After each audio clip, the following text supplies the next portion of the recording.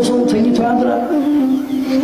ጠላት ያለው ሰው እንዳገኘ ይበላል ይጠጣል፣ እንዳገኘ ይናገራል አይናገርም። ለምን? ጠላት አለው፣ ነጣቂ አለው። ስለዚህ ፖለቲካው የሰውን ጭንቅላት አበላሽቷል፣ አሰልችቷል። ስለዚህ ራሳችሁን ጠብቁ ነው የምትባለው። እኔን ጠብቁኝ የሚል ሰው የለም።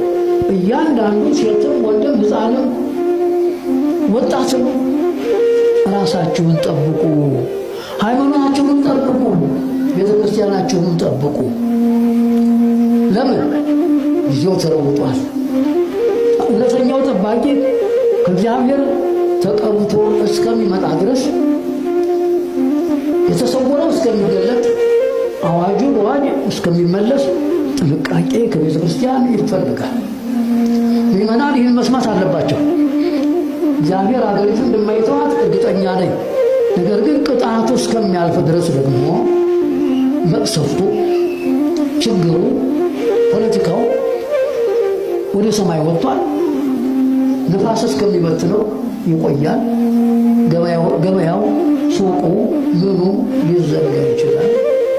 በዚህ ጊዜ ራስን ችሎ ለማለፍ መሞከር ያስፈልጋል። እየገለጨ እየነገርኳችሁ ነው። ሱቆቹ፣ ምንጮቹ ሊዘጉ ይችላሉ። ለምን?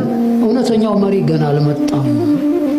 ሀገሪቱ የለመደችው ጉዳይ ዘይለቡ ምስለ ዘይለቡ የተባለው የነቢያት ቃል ነው። ጠላት ሲገባ ጠላት ነኝ ብሎ ያመጣል። እኔ ባለቤት ነኝ፣ ወዳጅ ነኝ፣ የቤተክርስቲያን ልጅ ነኝ ብሎ ነው የሚመጣው። እያንዳንዳችሁ ቤት ብንገባ አሁን ብዙ ችግር ነው የሚገኘው። ዜማ ጠላት አይመልስም። የማሳስበው ጠላት ይመልሳል? አይመልስም። አይፈቅድም እኮ። ታጠቅ ነው የሚለው፣ ተዘጋጅ ነው የሚለው። ወደ ሰልፍ የሚሄድ ሰው የጦር መሳሪያ ይዞ አተኳኮስ፣ አረማመድ፣ አራወጥ፣ ሮጦ ማምለጥ አለ። ወርቆን መተኮስ አለ። ወሬ ሲበዛ፣ መዝሙር ሲበዛ ጭንቅላት ያዞራል። ፍሬ ነገር ያስፈልጋል ወገኖች። ሚያዝያ 23 አሁን የቅዱስ ጊዮርጊስን ታቦት አውጥተን ልናከብር ነው አይደል? ቅዱስ ጊዮርጊስን ለምንድነው ቅዱስ ጊዮርጊስን የምናከብረው? ግን በዚህ ጉዳይ ልጆቻችሁ ቢጠይቋችሁ ምንድነው መልሳችሁ? ለዚህ መፍትሄው 2 ደቂቃ ታግሶ ይሄን ቪዲዮ መስማት ብቻ ነው። ሁላችሁም ኮሜንት ላይ ቅዱስ ጊዮርጊስ አባቴ ብላችሁ በመጻፍ ጀምሩት። ሼርና ኮፒ ሊንክ ላይክ ማድረግ እንዳይረሳ። ቤቱን ፎሎ አድርጉ። ቅዱስ ጊዮርጊስ ሚያዝያ 23 አንገቱን ለሰይፍ ሰጥቶ በሰማዕትነት ያረፈበት ቀን ነው። ለ7 ዓመት ከተጋደለ በኋላ ቅዱስ ጊዮርጊስ የንጉሥ ልጅ ነው። ነገር ግን ንግስናውን ሳይፈልግ ስለ ክርስቶስ ፍቅር የተጋደለ ሊቀ ሰማዕታት የሰማዕታት አለቃ ነው። ታዲያ አንዳንድ መናፍቃን የቅዱስ ጊዮርጊስን ታቦት አውጥተን ስናከብር ቅዱስ ጊዮርጊስን የምናመልክ የሚመስላቸው ሰዎች አሉ። ይህ ፍጹም ስህተት ነው። እኛ የምናመልከው አንድና አንድ ማንን ነው? ኢየሱስ ክርስቶስን ነው። እንኳን እኛ ቅዱስ ጊዮርጊስን ልናመልከው ይቅርና ይኸውላችሁ በመድኃኔዓለም አስተውሉ። ቅዱስ ጊዮርጊስ እኮ ለምን መሰላችሁ የተጋደለው? ኢየሱስ ክርስቶስን አምልኩ እያለ ነው እኮ እሱ ራሱ የተጋደለው።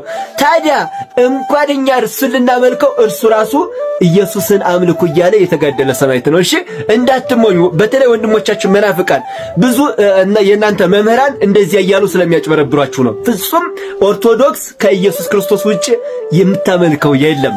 እና ታዲያ ለምንድነው የምናከብረው ሲባል ደግሞ ራሱን ለክርስቶስ አሳልፎ ስለሰጠ ለክርስቶስ አሳልፎ የሰጠን ደግሞ እንኳን እኛ አይደለንም ራሱ ኢየሱስ ክርስቶስ ራሱ ያከብራቸዋል። ታዲያ ኢየሱስ ክርስቶስ ያከበረው እኛ መናቅ እንችላለን እንዴ? አንችልም። ክርስቶስ ያከበራቸውን ደግሞ እኛም እናከብራቸዋለን። የምናከብረው ቅዱስ ጊዮርጊስን ለምንድን ነው? ራሱን ለክርስቶስ አሳልፎ የሰጠ ስለሆነ ነው። ስለ ኢየሱስ ፍቅር የሞተ ስለሆነ እኛም እናከብረዋለን ማለት ነው እንጂ ቅዱስ ጊዮርጊስ የተጋደለው ስለ ምድራዊ ሹመት ቢሆን እንኳን እኛ ልናከብረው ዛሬ ስም አጠራሩም አይታወቅም ነበር። እሱ የሞተው ግን ስለ ክርስቶስ ስም ነው።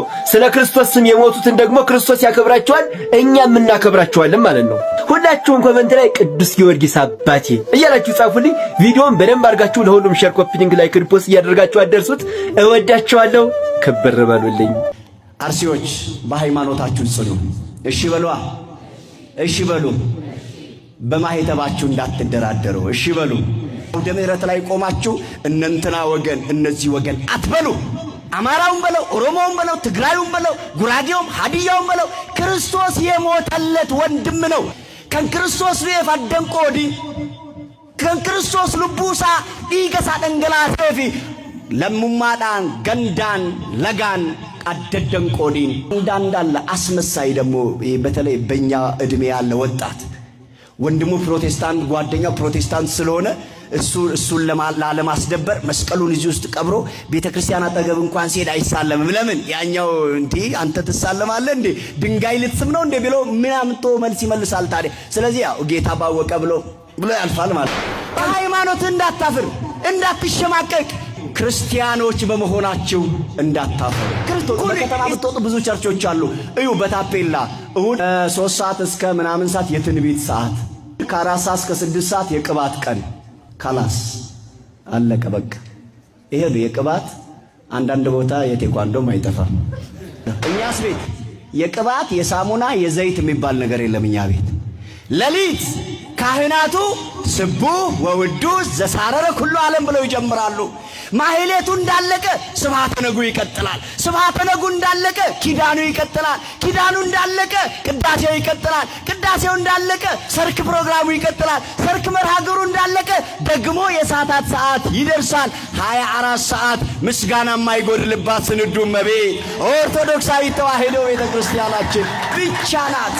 ክብር ምስጋና ይህችን ቤተክርስቲያን ለሰጠን ለመድኃኔ ዓለም ይሁን። ፖለቲካ ውስጥ ካለ ፖለቲካው መደገፍም መንቀፍም መብት ነው። እሱ ግን አንድ ነገር ልንገርህ፣ ፖለቲካ ሕይወትህን ያጠፋል እንጂ ሕይወት አይሰጥህም።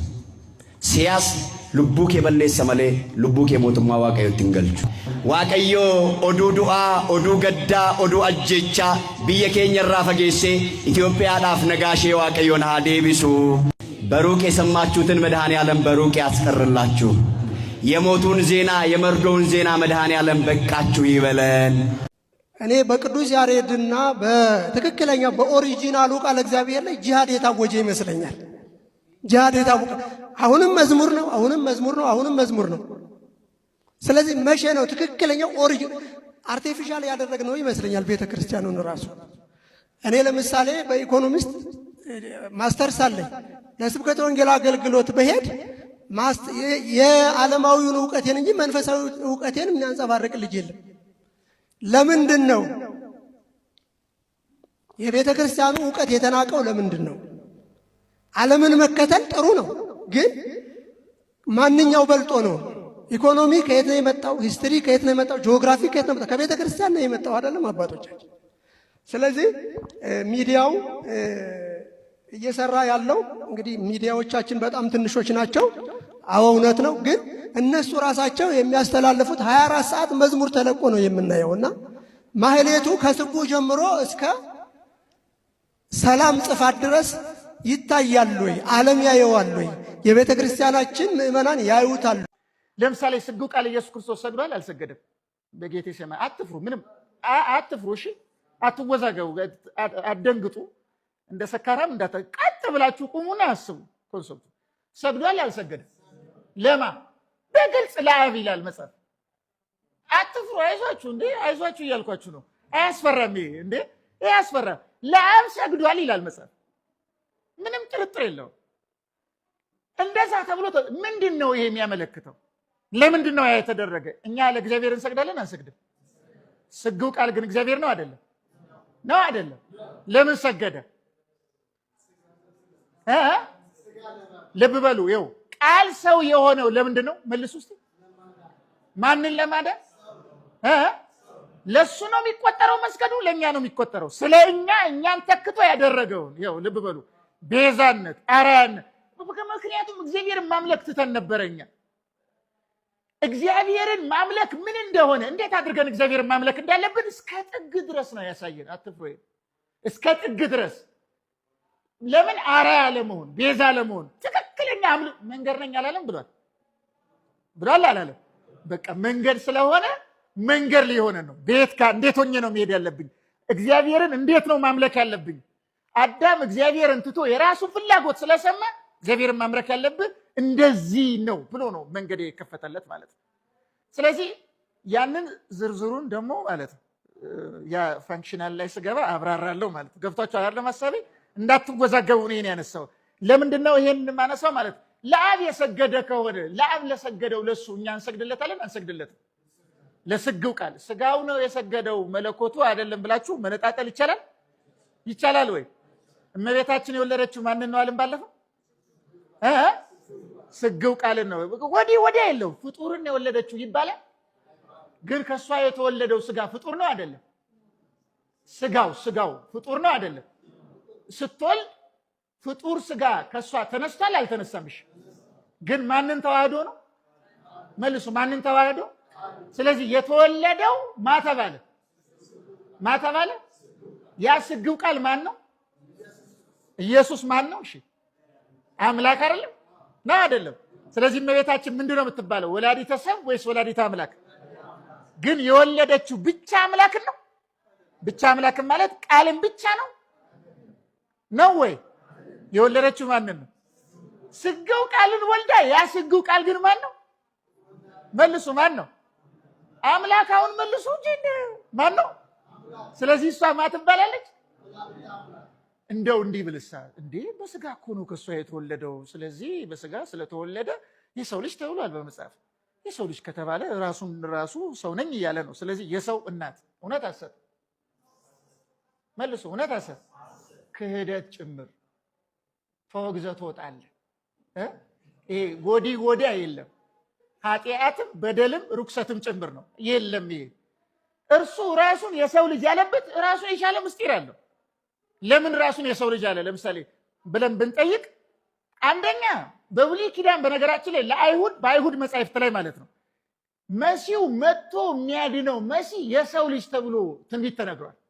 ያደመጣችሁ አይደል? ለምናገረው በመጽሐፈ ዕዝራ ሱቱኤል ላይ ያለ ይሄ ቀለል ያለውን መጽሐፍ ልጥቀስላችሁ። መጽሐፈ ዕዝራ ሱቱኤል፣ መጽሐፈ ሄኖክ ምናምን ይቅርና ትንቢተ ዳንኤል ምዕራፍ 7 ቁጥር 13 ላይ ያለ በቀጥታ ማለት ነው ያ የተደረገው አይሁድ መሲሁ አልመጣም እንዳይሉ ክርስቶስ የሰው ልጅ ተብሎ በእናንተ መጽሐፍ ላይ እኮ የሚመጣው እሱ የሰው ልጅ እንደሚባል ግን እሱ አምላክ እንደሆነ አዳኝ እንደሆነ በነቢያቶቻችሁ ትንቢት ተነግሯል። እኔ ራሴን የሰው ልጅ ብዬ የምጠራው እሱ መሲህ እንደሆንኩ እንዲገባችሁ ነው። አይሁድ እንዲገባቸው ነው የሰው ልጅ ራሱ የሚለው። ግን የሰው ልጅ ብሎ በሚጠራበት አንቀጽ በሙሉ መጽሐፍ ቅዱስ ገብታችሁ ብታነቡ ይኸው አንዱ ለምሳሌ ማቴዎስ ወንጌል ላይ ሰዎች የሰው ልጅ ማን እንደሆን ይሉታል አለ። እያደመጣችሁ ነው አይደል? እንዲህ ካለ በኋላ ቅዱስ ጴጥሮስ ተናገረ። አንዳንዶቹ ኤርምያስ ነህ፣ ኤልያስ ነህ፣ ከነቢያት እንዳንዱ ነህ። እነዚህ ሁሉ ሰዎች ናቸው አይደሉ? አትመልሱም? አዎ ጮክ በሉ። አይዘ ሰው ቅድም እኮ ያልኳችሁ የሚሰሙ ሰዎች